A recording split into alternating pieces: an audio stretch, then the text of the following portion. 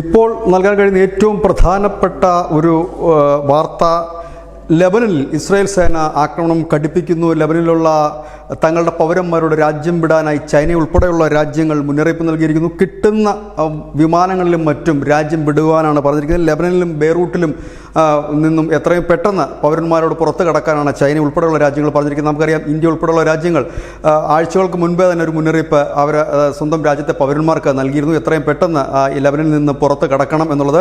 കാരണം ഒരു രക്ഷപ്പെടലിന് വേണ്ടി കാത്തു നിൽക്കാതെ നേരത്തെ തന്നെ പുറത്ത് കടക്കണമെന്ന് പറഞ്ഞിരുന്നു. അമേരിക്ക ഉൾപ്പെടെയുള്ള രാജ്യങ്ങൾ അത്തരത്തിൽ നീക്കം നടത്തിയിരുന്നു. ഇപ്പോഴത്തെ ചൈന ഉൾപ്പെടെയുള്ള മറ്റു രാജ്യങ്ങളും ഒരു വലിയ മുന്നറിയിപ്പാണ് പൗരന്മാർക്ക് നൽകിയിരുന്നത്. ഇതിൽ നിന്നും വ്യക്തമാകുന്നൊരു കാര്യം, ഈ ഒരു ആക്രമണം ഒരു വലിയ യുദ്ധത്തിലേക്ക് കലാശിക്കും എന്ന് തന്നെയാണ് ഇപ്പോൾ പുറത്തുവരുന്ന സൂചന. 10 ഇടങ്ങളിലായിട്ടായിരുന്നു ഇസ്രായേൽ ആദ്യം ആക്രമണം തുടങ്ങിയതെങ്കിൽ ഇപ്പോൾ കൂടുതൽ മേഖലയിലേക്ക് അത് വ്യാപിച്ചിരിക്കുന്നു. ശക്തമായ രീതിയിലുള്ള ഒരു ആക്രമണമാണ് ഇസ്രായേൽ സേന ഇപ്പോൾ ലെബനൻ അതിർത്തി കടന്നും നടത്തിക്കൊണ്ടിരിക്കുന്നത്. News desk, news India Malayalam.